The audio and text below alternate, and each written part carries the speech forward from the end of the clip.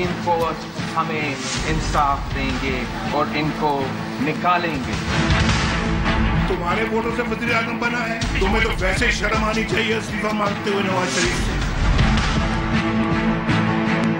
मेरी पार्टी को दबाव में लाने का है तो मेरा ख्याल है कि उन्होंने गलत बंदा चुना है। सेनेट में या टीवी पे जो मैं बोलता हूँ तो उसकी पादाश्त में ये शायद मुझे जो है तो प्रेशर में लाने की कोशिश। अब कुछ छुपी कौम से नहीं रही, हुकूमत बिल्कुल वाज़ेह खुल के सामने आ गई है, उनका चेहरा खुल के कौम के सामने आ गया है। पाकिस्तानी तारीख में ऐसी कोई मिसाल नहीं मिलती जिस तरह मियां नवाज शरीफ ने अपने आप को सरेंडर किया अदारों के सामने। मुखिया तेरा show Nawaz, show Nawaz, show Nawaz.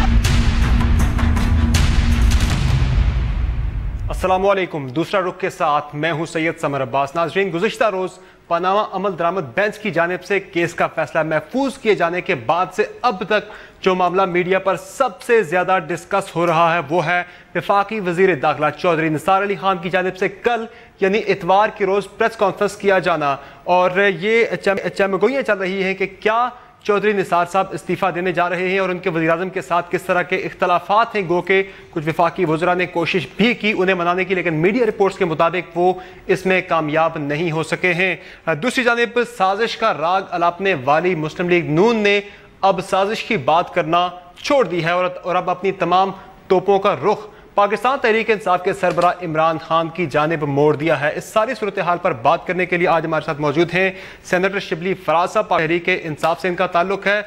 हमारे साथ मौजूद हैं राना तनवीर साहब, वफाकी वजीर बराए दिफाई पैदावार और सेनेटर और सीनियर रहनुमा है मुस्लिम लीग नून के, जबकि हमारे साथ मौजूद हैं नैयर हुसैन बुखारी साहब, सेक्रेटरी जनरल हैं पाकिस्तान पीपल्स पार्टी के। इन तमाम मौजूदात पर बात होगी एक छोटे से ब्रेक के बाद।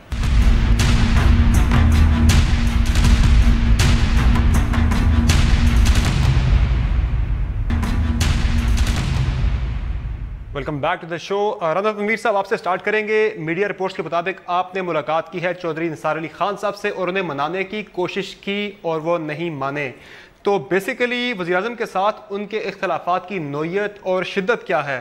दूसरी जानिब चौधरी निसार साहब की प्रेस कॉन्फ्रेंस करने के ऐलान के बाद हुक्मरान जमात में खलबली सी क्यों मच गई है? देखें साहब के मतलब जितनी बातें हो रही हैं, मैं नहीं समझता कि मीडिया में जितने कुछ आ रहा है वो उससे कोई हक़ायक़ का वास्ता है। जो निसार साहब बड़े एक वज़ादार और खुददार ऑनरेबल शख्स हैं और वो पार्टी के साथ उनका 35 साल या 32-33 साल से एक बड़ा गहरा तल्लुक़ है। इस पार्टी के बड़े वो सीनियर रहनुमा हैं और उन्होंने पार्टी के लिए बहुत सारे कुर्बानियाँ दी हैं और उसकी मजबूती में काफ़ी अपना एक रोल अदा किया है। इस वक्त जो बातें हो रही है, मैं नहीं समझता कि कोई ऐसी बात है कि वो पार्टी के साथ कोई इस किस्म की कोई फ़ैसला करने जा रहे हैं या मियाँ साहब ये कोई ऐसी बात नहीं है कि अपनी पार्टी में कोई इख्तलाफात होना या किसी सोच के साथ कुछ थोड़ी सी दूसरी सोच रखना।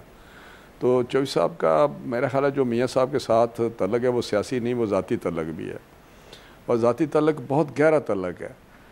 मे भी उनकी कोई ऐसा मसला हो जो मियाँ साहब या उनको पता हो, लेकिन वो मेरा हाल है ठीक भी होते रहते हैं और वो इस तरह के इख्तलाफ भी होता रहता है। लेकिन जो प्रेस कॉन्फ्रेंस की बात होती है, मेरा बड़ी चीज़ें वाज़ेह हो जाएंगी। चौधरी साहब पार्टी के लिए एक एसेट हैं और रहेंगे और वो पार्टी में एक अपना रोल अदा करेंगे। लेकिन आपकी उनसे जो बात हुई, उन्होंने क्या अपने तहफ़्फ़ुज़ात आपको बयान किए कि ये वजूहात हैं जिनकी वजह से वो तहफ़्फ़ुज़ात तो रखते हैं ना? नहीं, उनका मेरा ख्याल है जो बात जो भी कोई करता है, मेरा ख्याल है वो जो मुझे पता है, मेरे साथ भी बड़ी उनकी दोस्ती है, वो कहते हैं कि जी मेरा मियाँ साहब के साथ बहुत गहरा तल्लुक़ है। तो वो मेरा ख्याल मियाँ साहब और वो वज़ीर-ए-आज़म साहब रिज़ॉल्व कर सकते हैं और करते रहे हैं और ये भी इंशाल्लाह हो जाएगा।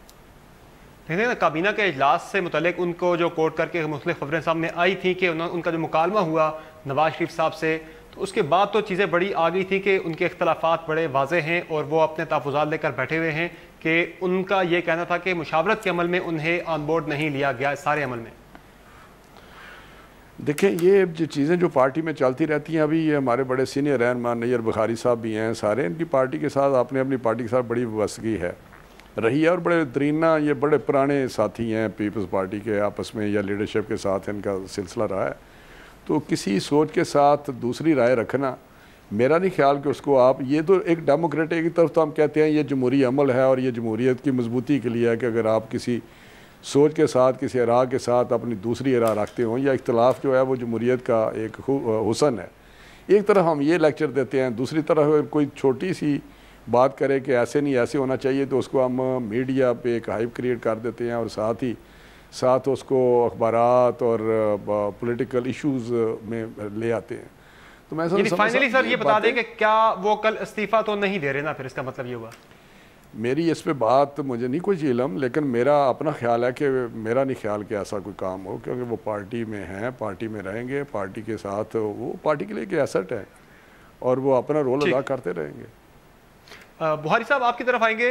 खुर्शीद शाह साहब ने वज़ीर-ए-आज़म को मशवरा दिया है कि वो आज की रात में मुस्तफ़ी होने का फैसला कर लें, लेकिन वज़ीर-ए-आज़म तो ये बिल्कुल कह चुके हैं क्लियरली कि वो इस्तीफ़ा नहीं देंगे।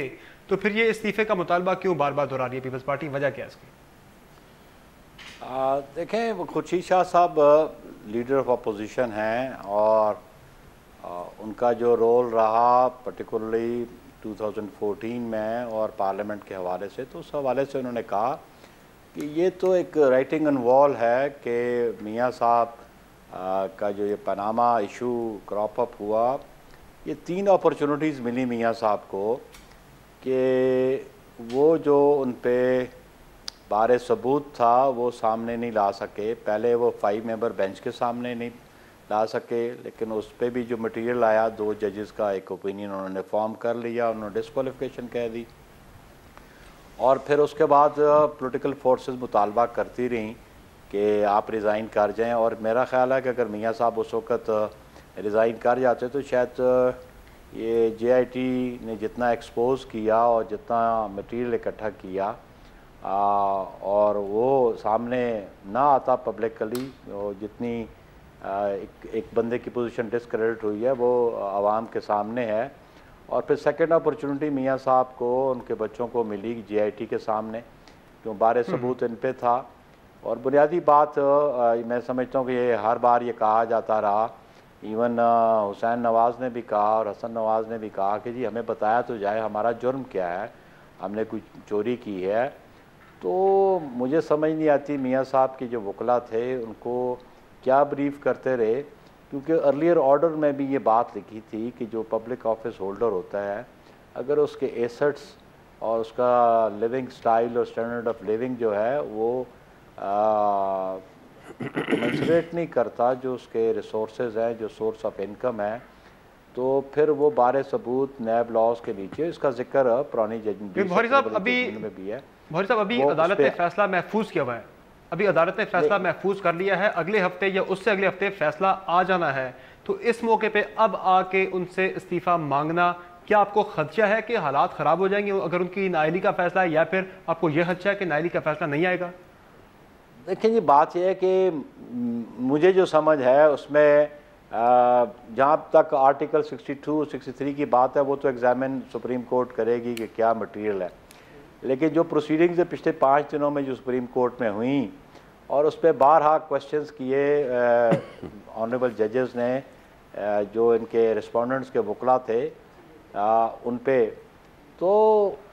पे बार बार ये कहते रहे कि उनका जी JIT की रिपोर्ट पे इनके ऑब्जर्वेशंस थी या ऑब्जेक्शंस थे। उन्होंने कहा जी आपके पास कोई मटेरियल कोई डिफेंस में है तो आप लेके आएँ, लेकिन इस सारे JIT की रिपोर्ट में और जो फिर डिनाई नहीं किया मियाँ साहब ने और मियाँ साहब के वकला ने, वो है कैपिटल FZE जो कंपनी है दुबई में, जिसके मियाँ साहब को चेयरमैन डिक्लेयर किया हुआ है और सैलरी ड्रॉ करते रहे। अब इसमें बुनियादी बात यह है कि ये 2014 तक ये कंपनी एग्जिस्ट करती थी और उससे वो सैलरी ड्रॉ करते थे, लेकिन 2013 में जब कानूनी माहिर हैं उसका तो फिर क्या क्रॉस एग्जामिनेशन नहीं होना, ये मामला तो प्राइम कोर्ट में मुझे अब कंप्लीट करने की बात की जाए, मुझे ये बात कंप्लीट करने की बड़ी इंपॉर्टेंट बात है कि जब मियाँ साहब ने अपने nomination papers as a candidate submit किए तो ये डिक्लेयर नहीं किया गया FZ कंपनी को, तो ये कंसीलमेंट में आता है कि उनकी कंसीलमेंट थी उनके नॉमिनेशन पेपर्स में। और फिर आप ये देखें कि हर साल पार्लियामेंटेरियंस को 30 सितंबर से पहले अपने एसेट्स डिक्लेयर करने होते हैं इलेक्शन कमीशन के पास, तो उसमें भी उनका इंदराज नहीं है।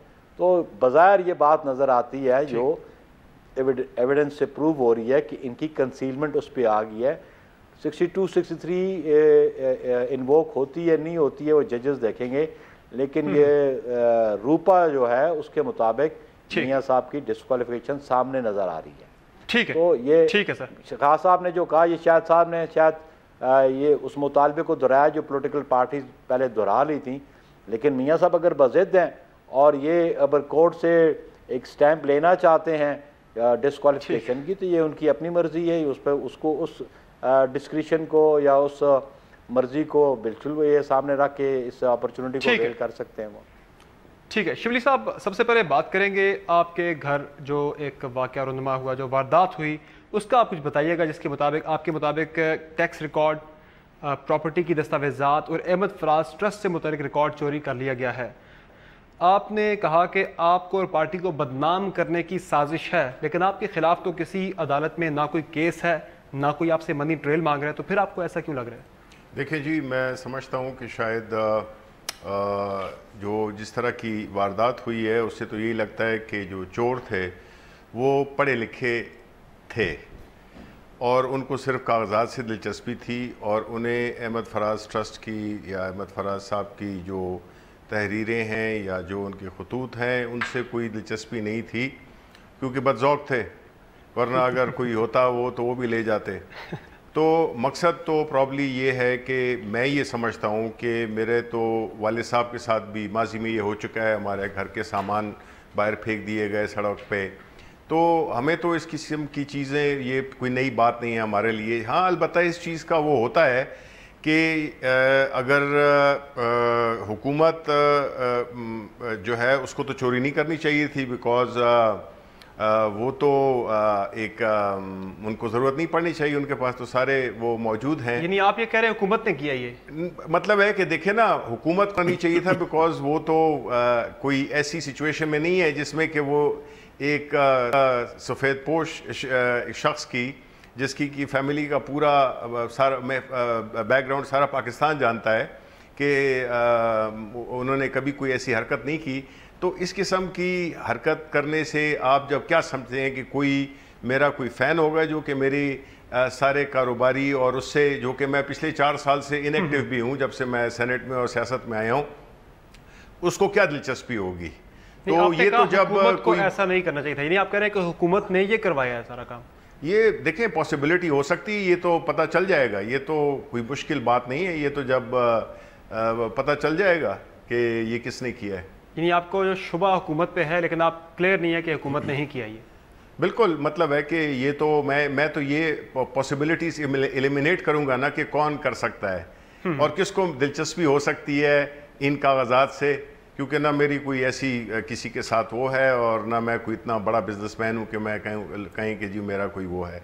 तो ये एक अगर है तो ये एक बड़ी भौंडी सी एक कोशिश है, बिकॉज डाका डालना किसी के घर पे, चाहे वो कोई भी सरकारी वो हो, तो मेरा ख्याल है कि ये तो किसी भी महज़ब माशरे क्या कि इवन जो अफ्रीका के कई ममालिक हैं जिनमें कि लाकानूनियत है, वहाँ पे भी ऐसा नहीं होता।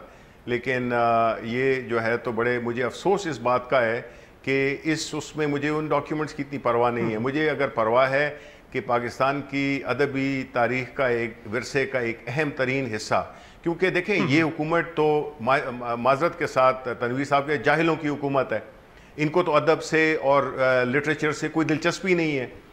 तो ये तो एक तारीखी वो था जिससे कि फ्यूचर जनरेशंस को वो किया कि उनको डिस्ट्रॉय किया। तो इस चीज़ का मुझे बहुत सख्त अफसोस है। दोनों बातों में आप जो है मुरुद इल्ज़ाम हुकूमत को ठहरा रहे हैं। एक तरफ आपने कहा हुकूमत को ऐसा नहीं करना चाहिए था, दूसरा आपने कहा कि जो चोर थे उनका अदब से कोई लगाव नहीं था। आप वही कह रहे हैं कि हुकूमत को भी अदब से कोई लगाव नहीं है, यानी आप इशारा हुकूमत की तरफ ही कर रहे हैं। राना साहब से जान लेते हैं। राना साहब, ये जो शिबली फराज साहब बात कर रहे हैं, हुकूमत की क्या कोई ऐसी पॉलिसी है कि इस तरह से रिकॉर्ड लिया जाए और केसेस कायम किए जाए? ऐसा तो नहीं कोई? आप जरा वजाहत कर दें हुकूमती पॉलिसी। देखें, मैं शिबली साहब बड़े मोहतरम हैं, मैं तो हैरान हूँ कि जो पास्ट का जो हमारी गवर्नमेंट है, ये 4 साल गुजरे हैं, उसमें कोई इंतकामी कार्रवाई जिस तरह की बातें की गई हैं, जिस तरह गाली गलोच किया गया है, जिस तरह अखलाकियात से गिरी हुई बातें की गई हैं प्राइम मिनिस्टर और उसकी फैमिली के मतलब, किस जगह पे किसी इंतकामी कार्रवाई छोटे से छोटे बंदे के भी, और शिबली फराज साहब पार्टी में बड़े अहम हैं, लेकिन वहाँ पे तो बड़े लोग बैठे हुए हैं। इमरान खान साहब खुद उसमें फंसे हुए हैं अपनी मनी ट्रेल में और अपनी फंडिंग, पार्टी फंडिंग में। उनके बाकी जो मामलात हैं अगर देखा जाए तो इनका मैं बात करने लगा हूँ, ये जो तरीन साहब हैं उनका बिज़नेस बहुत बड़ी एम्पायर उन्होंने खड़ी की चंद सालों में। मैं भी जानता हूँ उनकी बैकग्राउंड और सारा सिलसिला। इस तरह बहुत सारे लोग हैं जिनके मतलब बातें की सकती हैं। कब्ज़ा ग्रुप हैं वो, और वो कब्ज़ा ग्रुप से अमर्ज किए और ऊपर आए। मैं नाम किसी का लूँगा तो फिर बात सब चल जाएगी। उनकी तो फोला फोली हुई नहीं है, उनकी तो इंक्वायरियाँ हुई नहीं है। किस तरह उन्होंने आधा आधा लाहौर कब्ज़े में किया हुआ है, जबकि पंजाब गवर्नमेंट भी हमारे पास है और फेडरल गवर्नमेंट भी है। लेकिन ये कहना कि ये जहलों की पार्टी है, मैं समझता हूँ कि अगर आप इसमें जहलों की हुकूमतें हैं और माजी में भी रही हैं। मेरी मेरी मेरी मेरी मेरी बात मैंने पार्टी नहीं कहा, मैंने कहा है हुकूमत। चले शिवली साहब, मैंने तो एक लफ्ज नहीं बोला आपकी बात में। चले गवर्नमेंट की मैं बात करता हूं। करेक्ट किया ना जी, चले वो करेक्शन किया है साहब, आप जानिए। अच्छा चले, मेहरबानी इनकी। लेकिन आप बताएं कि आपकी पार्टी में या इस तरह के मामलात या KPK की गवर्नमेंट की बात करें तो मैं समझता हूँ ऐसी बात नहीं है। हर जो कोई बंदा अपने अपने लेवल पे, कोई एजुकेशन का लेवल किसी का कम है, किसी का ज़्यादा है, किसी को अदब से शगफ है, किसी को नहीं है। तो ये कोई अगर वाक़या हो गया है तो इसकी छानबीन ज़रूर करें और इंक्वायरी करें। अगर गवर्नमेंट ने किया है तो बिल्कुल गलत बात की होगी, लेकिन मैं समझता हूँ ये इसका दूर का भी वास्ता नहीं निकलेगा। पहले भी बहुत सारे इल्ज़ामात इन्होंने लगाए हैं इस तरह के PTI वालों ने। ये जो बुखारी साहब ने बात की है, मैं बुखारी साहब से एहतरामन बात करूँगा कि आप जिस तरह की आपने बात की, मैं तो समझता हूँ कि देखें जब से उन्होंने कहा कि ये हुआ वो इस पानामा केस में, मुझे बताएं कि अगर हमारी नीयत कोई भी ऐसी गड़बड़ की होती कि हमें कोई शुबा होता किसी जगह पे कि हमने कोई गड़बड़ की हुई है, तो आप बताएं कि जब ये 184(3) पे जब ये टेकअप इलेक्शन हुआ, ये केस टेकअप हुआ, तो मुझे ये बताएं उस वक्त हम ऑब्जेक्शन नहीं ले सकते थे, जुरिस्डिक्शन को चैलेंज नहीं कर सकते थे। और ये हमारी वाज़ह कर दे। ये तो बुखारी साहब बड़े सीनियर पॉलिटिशियन भी हैं और साथ ही साथ वकील बड़े सीनियर हैं। इनको पता है कि ये तो लॉ ऑफ इक्विटी है कि भाई one should come with clean hands, नीयत साफ हो। नीयत हमने बताई है, हर स्टेप पे हमने अपने को कंसीड किया है, हर स्टेप पे अपना फॉर गो किया है। ये शो करता है कि हमारी नीयत बिल्कुल साफ है, हमने कुछ नहीं किया। बाकी रहा कि जी इस्तीफ़ा मांगना, देखें अगर इस्तीफ़ा मांगना है तो अभी तो एक जजमेंट आनी है, तो मेरा हाल इस वक्त ये इशू नहीं डिस्कस होना चाहिए। इस वक्त ये इस पर कोई इसको इधर उधर से बात नहीं होनी चाहिए।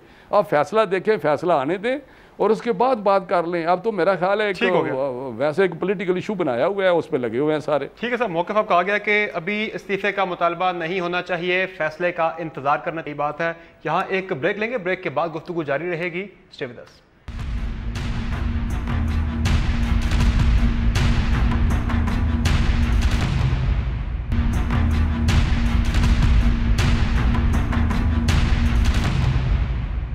Welcome back. बुखारी साहब, एक तरफ तो पाकिस्तान पीपल्स पार्टी वज़ीर-ए-आज़म से इस्तीफ़ा मांगे, दूसरी जानब आपको भी बड़ा ताना मिलता है नून लीग की तरफ से। आज भी ख्वाजा आसिफ साहब ने कहा है कि जो पीपल्स पार्टी के साथ हो रहा है अल्लाह किसी के साथ ना करे। जरदारी साहब का एहतसाब हालात कर रहे हैं, उन्हें अपनी पार्टी पर गौर करना चाहिए जो सुकड़ कर सिंध तक रह गई है। तो ताना तो आपको उससे बड़ा मिल रहा है। ऑब्वियसली ये हर उस फरीक के लिए जो अदालत में है, बाकी इनकी अपनी ऑप्शंस थी और इनकी अपनी स्वाबदीद थी कि ये अदालत में क्या इश्यूज़ रेज़ करते हैं, जो सिलेक्शन कंसीड करते हैं नहीं करते हैं। ये इनकी अपनी इंटरनल अप्रोच थी और इनकी जो कंसल्टेशन थी उसके मुताबिक। लेकिन जब वो कोर्ट में आ गए तो फिर एक ऑनर्स कोर्ट ने इन पे डाल दिया और वो एक ज़िम्मेदारी, एक जो बारे सबूत था इन पे था, वो ये इस्टेब्लिश नहीं कर सके। और वी होप सो कि अभी इस स्टेज पे हम तवक्को करते हैं कि ये फ़ैसला बहुत जल्द होगा।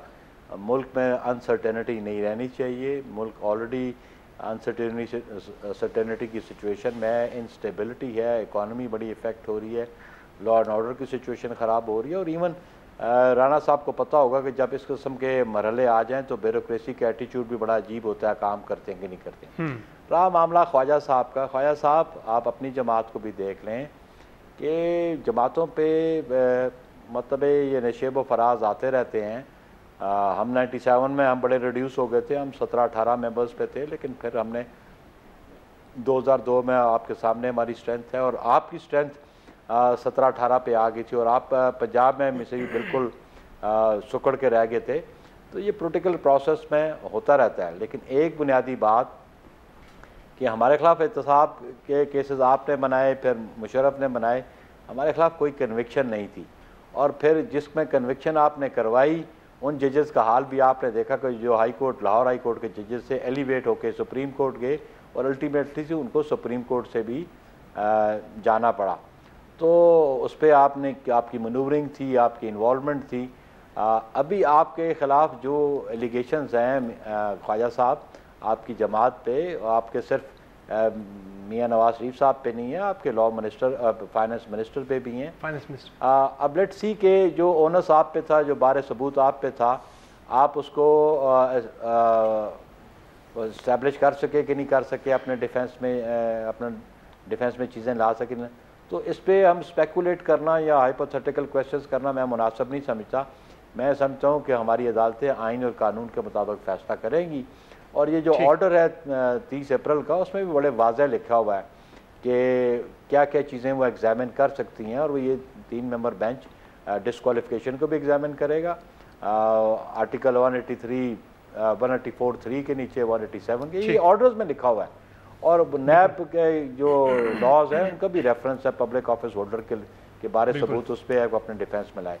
लेकिन बात यह है कि उनके इस्तीफे की, ये इस्तीफ़ा ये था कि इस अनसर्टेनिटी से हम निकले, क्योंकि ये जो जुडिशल बैटल शुरू है, जितनी ये प्रोलॉन्ग हुई है उससे मुल्क की जो इकॉनमी है वो इफ़ेक्ट हुई है, मुल्क की फॉरेन रिलेशंस इफ़ेक्ट हुए। आप ये देख लें कि prime minister of Pakistan UAE के वाइस प्रेसिडेंट से टेलीफोनिक कन्वर्सेशन करना चाहता है, लेकिन वो कॉल अटेंड नहीं करते, फिर फॉरेन ऑफिस को खत लिखना पड़ता है।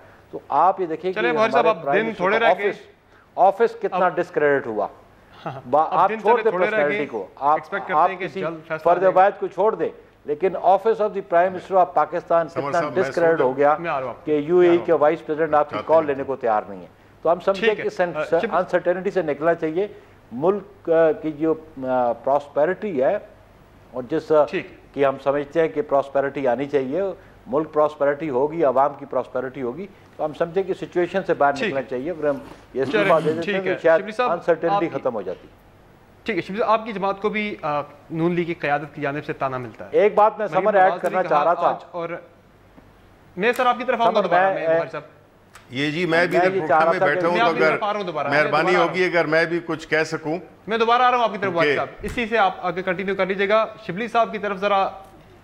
सर आपकी जमात को भी बड़ा ताना मिलता है, आज मरीम नवाज ने भी कहा, और ख्वाजा आसिफ साहब ने भी यही बात की कि बनीगाला प्रॉपर्टी के हवाले से खान साहब की जानिब से ये दस्तावेज जमा कराई गई है कि 80 की दहाई के दौरान सुसेक्स काउंटी की तरफ से मिलने वाली आमदनी का कोई मुतल्लिका रिकॉर्ड मौजूद नहीं है।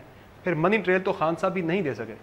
पहली बात तो मेरी आपसे ये रिक्वेस्ट होगी कि आप मुझे उतना ही टाइम दें जितने आपने दूसरे मेहमानों को दिया है, बिकॉज ये जो है तो प्रोग्राम इसमें वरना आने का कोई फ़ायदा नहीं है। आपको बिल्कुल पूरा वो पहली बात तो ये है कि जहाँ पे मैं तो शुरू वहीं से करूँगा, क्योंकि गुफ्तगू उसके बाद आपने मुझे दी है।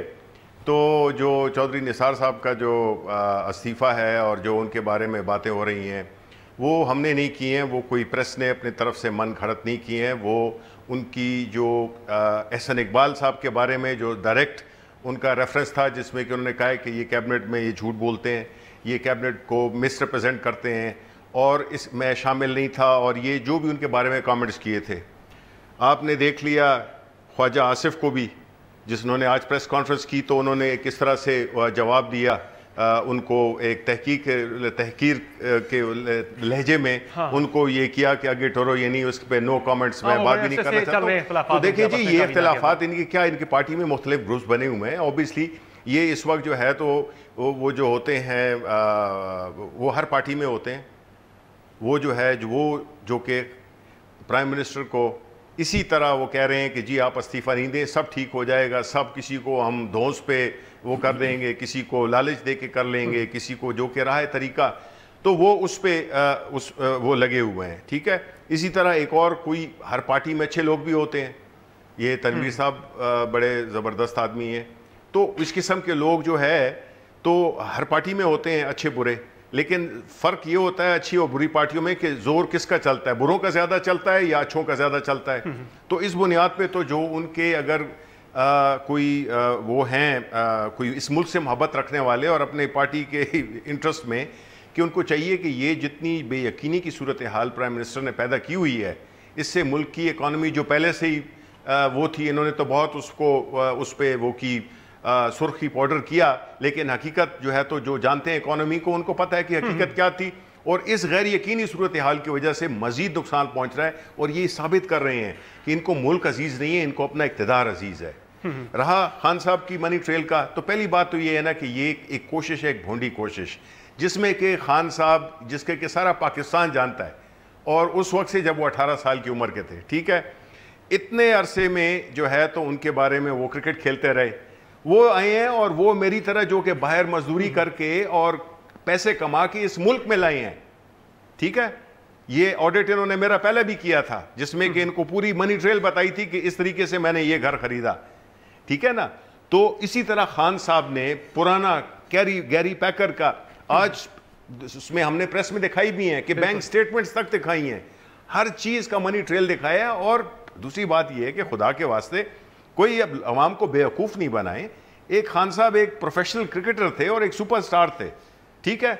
उन्होंने जो भी कमाई की है वो इस मुल्क में लाए हैं, एक घर है उनका, तो उसमें क्या वो ऐसी बात हो गई जिसमें कि ये कंपेयर कर रहे हैं किधर अरबों खरबों की बातें हो रही हैं, जायदादें हैं, आपने सारा JAT का और सारा ये जो सिलसिला है वो सारी कौम ने देख लिया, ठीक। अब ऐसे हालात में इस किस्म की बातें करना, ये तो मतलब है कि ठीक है, बहुत ही गैर मुनासिब सी बात है, वो करने की कोशिश है। ठीक है, राना साहब आपकी तरफ आएंगे, हम एक ब्रेक लेंगे, ब्रेक के बाद राना साहब से पूछेंगे कि जो कठपुतलियों की बात वज़ीर आज़म साहब करते रहे, आज ख्वाजा आसिफ साहब वो कहते हैं कि कठपुतलियों का बयान जो है वो उनसे मुतल्लिक मैं सियासी बयान था, तो ये बात क्यों अब सियासी बयान की तरफ जा रही है, राना साहब से पूछेंगे छोटे से ब्रेक के बाद।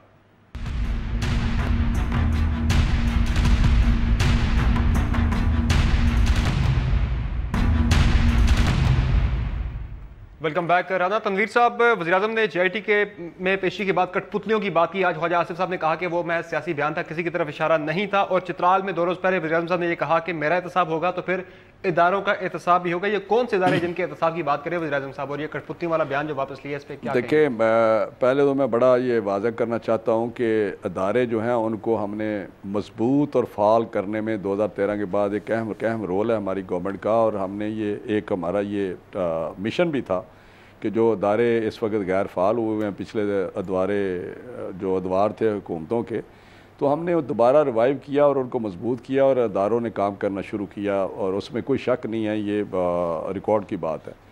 दूसरी बात जो की है शिबली साहब ने, मैं आपको जो मनी ट्रेल वाली बात हो रही है या खान साहब की बात हो रही है, इमरान खान साहब की, मैं आपको बताऊं कि इमरान खान साहब उस वक्त जब ये क्रिकेट खेलते थे, इतना क्रिकेट जो है वो नहीं हुआ था, ल्यूक्रेटिव या इस किस्म का नहीं था जो आजकल है।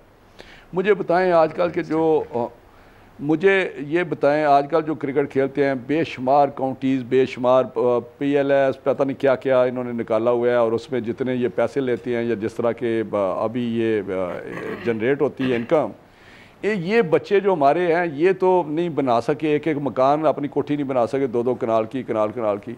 ये खान साहब उस वक्त जो आज से 20 या 30 साल, मुझे नहीं याद वो टाइम शायद 92 का था, बड़ी कोठियां, गाड़ियां, करोड़ गाड़ियां, लेकिन खान साहब का मुकाबला नहीं है। खान साहब ने तो 300 कनाल में घर बना लिया जो पाकिस्तान में शायद किसी का भी नहीं है। खान साहब को खान शिबली साहब मेरी बात सुन लेना, आपने तो इतनी बातें की हैं हमारे मुतल्लिक। ये मुझे बताएं, खान साहब की जो बैकग्राउंड है वो इतनी ना तो कारोबारी बैकग्राउंड थी, ना कोई बहुत बड़े कोई जिम्मेदार थे जिस तरह हमारे पाकिस्तान में एक है, लेकिन ये बात करना एक बिज़नेस हाउस है शरीफ फैमिली का, उनसे बात करना, उन्होंने तो पेश कर दिया, सारा कुछ कर दिया, फैसला होने दे। बाकी रही बात इकॉनमी की, अनसर्टेनिटी की, मैं बताऊं अगर इतना दर्द हो इन पार्टियों को, तो जहां पाकिस्तान को 4 साल में हम आके लेके गए हैं, ये इंडिकेटर्स जितने हैं, ये तो खैर शिबली साहब और बुखारी साहब वो देखते ही हैं, चाहे स्टॉक एक्सचेंज हो, चाहे रिजर्व हो, चाहे इकॉनमी हो। नहीं, मेरी बात सुन लेना है आप, दुनिया अमेरिका के कोई अदारे हों या गवर्नमेंट्स हों यूरोप की, या जितने भी क्रेडिबल अदारे हैं या जापानीज़, वो सारे हमारे इकॉनमी की, प्रोग्रेस की या फ्यूचर ऑफ पाकिस्तान की बात करते हैं। सही। लेकिन अभी अनसर्टेनिटी क्रिएट किसने की है? एक ऐसा पॉलिटिकल इशू जो एक मैं समझता हूँ पॉलिटिकल इशू बना के आगे लेके बढ़े हैं, जहाँ तक पहुँचा दिया है। 1.5 साल में पाकिस्तान अब स्टॉक एक्सचेंज क्रैश हो रहे हैं, बाकी चीज़ें जो ख़राब हो रही हैं, जिनको बड़ी मुश्किल यहाँ पे सबका जिम्मेदार पीटीआई को ठहरा रहे हैं। सर टाइम की कमी है। नहीं, मैं समझता हूँ कि ये इन्होंने माहौल को इतना धुंधला कर दिया, लोगों को कंफ्यूज कर रहे हैं। आपका मौक़िफ़ आ गया जी। पहली बात तो ये कि जिस तरह के आज मुझे बड़ा दुख हुआ जब मैंने कॉन्फ्रेंस सुनी उसके जो झलकियाँ आ रही थी ख्वाजा आसिफ की, जिसमें उन्होंने ये कहा कि प्राइम मिनिस्टर नवाज शरीफ ने पंजाब के लिए बहुत काम किया है, पंजाब में ये किया है, पंजाब में वो किया है। इसका मतलब ये है कि वो सिर्फ अपने आप को पंजाब का वज़ीर आज़म समझते हैं, बाकी मुल्क उनके लिए कोई हैसियत नहीं रखता। दूसरी बात ये है कि देखें, अदालत में सारी कौम ने देख लिया है कि जिस तरह से उनसे सवालात पूछे गए वो सारे साबित, उसका कोई तसल्ली बख्श जवाब वो दे नहीं सके। और इमरान खान का ये कहना कि वो उस वक्त उनकी इनकम नहीं थी, तो जनाब वो उस वक्त भी सबसे महंगे तरीन खिलाड़ी थे और उन्होंने भी कोई जायदादें नहीं बनाई, सिर्फ एक फ़्लैट लिया था जिसमें कि कर्जा भी शामिल था, जो कि हमारे आम से लोग जो हैं वो भी ले लेते हैं। इंग्लैंड वगैरह में आपको कर्ज मिल जाता है और वो किया, उसको बेच के फिर वो पैसे पाकिस्तान लाए। ठीक है बुहारी साहब, आप कुछ कहना चाह रहे थे, अपना मौक़िफ़ देना चाह रहे थे? समर, मैं ख्वाजा आसिफ साहब ने कहा कि जी हम कन्फाइन हो रहे हैं सिंध तक। ख्वाजा साहब से ये दरख्वास्त है कि ख्वाजा साहब आप अपनी पार्टी का ख्याल रखें। जो तोड़ फोड़ शुरू है, जो अखबारात में देख रहे हैं, इसको देख लें। पीपल्स पार्टी भी रिसेंटली कराची में भी इलेक्शन जीती है और गिलगित बल्तिस्तान में भी हम इलेक्शन जीते हैं। और ये आप देख लें कि पाकिस्तान पीपल्स पार्टी वो जमात है जो सारे प्रोविंसेस में भी एग्जिस्ट करती है और गिलगित बल्तिस्तान में भी हमारा वजूद है, आज़ाद कश्मीर में भी हमारा वजूद है। तो पाकिस्तान पीपल्स पार्टी सुकड़ नहीं रही है, कन्फाइन नहीं हो रही है। आप अपना ख्याल करें कि आपकी जमात में जो तोड़ फोड़ जो ऑलरेडी पंजाब तक महदूद है और वो उसकी तोड़ फोड़ जो है वो आपको कहाँ लेके जाएगी, क्योंकि 2002 में भी आपसे लोग भाग के चले गए थे और किसी और जमात में चले गए थे। तो इसलिए आप अपनी खबर रखें, पाकिस्तान पीपल्स पार्टी की आप फिक्र ना करें। ठीक है, बहुत शुक्रिया शेख साहब आपका, राना मीर साहब आपका और नईर बुहारी साहब आपका हमें शो में ज्वाइन करके। नाज़रीन, आज के शो में इतना ही, इजाज़त दीजिए, अल्लाह हाफ़िज़।